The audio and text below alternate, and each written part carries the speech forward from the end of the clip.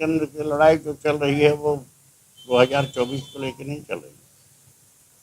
वो तो केवल राज्य झारखंड के साथ नहीं, जहाँ जहाँ गैर बीजेपी सरकार है, चाहे वो झारखंड हो, बिहार हो, दिल्ली हो, सभी जगह वो डिस्टर्ब कर रहे हैं केंद्र के लोग। केरल भी हो, केरल, सभी जगह वो डिस्टर्ब कर रहे हैं, छापेमारी कर रहे हैं, ईडी लगा रहे हैं, सीबीआई को लगा रहे हैं।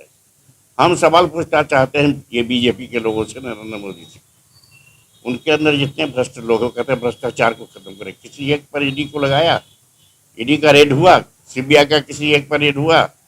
अभी तक हाल में जो मुख्यमंत्री रहा, अभी इस बार नहीं हुआ मध्य प्रदेश का मुख्यमंत्री, अरबों रुपए का घोटाला का आरोप था, क्यों नहीं इस पर ईडी लगाया गया, क्यों नहीं इस पर सीबीआई लगाया गया?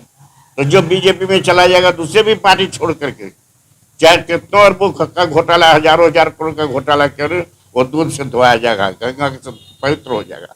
और जो बात दूसरे लोग को किया जा रहा है, ये सही बात है कि जानबूझ करके डिस्टर्ब इसलिए किया जा रहा है, किसी न किसी तरह से 2024 में मोदी जी फिर से रिटर्न हो जाए, और इसलिए वो कर रहे हैं, लेकिन उनको सफलता नहीं मिलेगी। जितना वो इस बात को सीबीआई ईडी लगा करके विपक्षी लोगों को तंग करें, उतना ही उनके खिलाफ वातावरण बन रहा है, जनता उनके खिलाफ जा रही है, और 2024 में मोदी जी रिटर्न नहीं होंगे। नरेंद्र मोदी फिर से वापसी नरेंद्र मोदी की नहीं। कल कैबिनेट की बैठक के साथ महागठबंधन ने निर्णय लिया है कि सीधी जो भी हो, अगर हमें बुलाती है तो हम जाने वाले नहीं है। इसके लिए आप राज्य सरकार को आप बात करें और कोई भी अधिकारी नहीं जाए।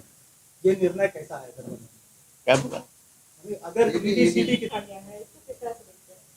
देखिए, हमारे देश में सबको अपने मजहब की आज़ादी है, मंदिर बनाने के लिए आज़ादी है, तो उस तरह से एक राम मंदिर बनाने का कुछ लोगों ने सोचा है और वो बना रहे हैं।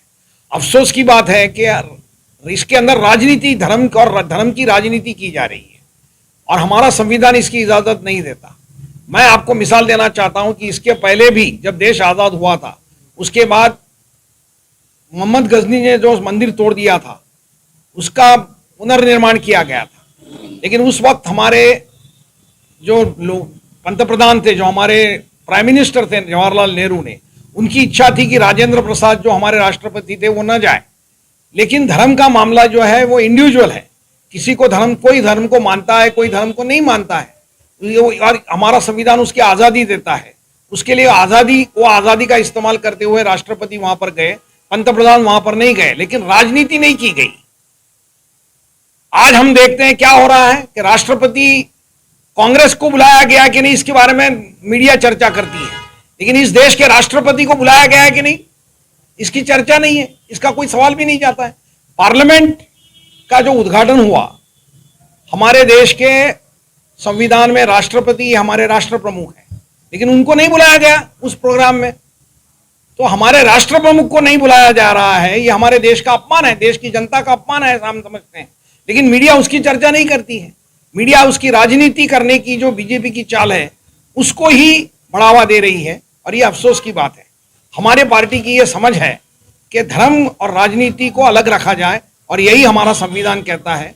उसके लिए संविधान को मजबूत किया जाए और हमारे देश की जनता को धर्म की राजनीति से दूर रखा जाए, ये हमारा कहना है।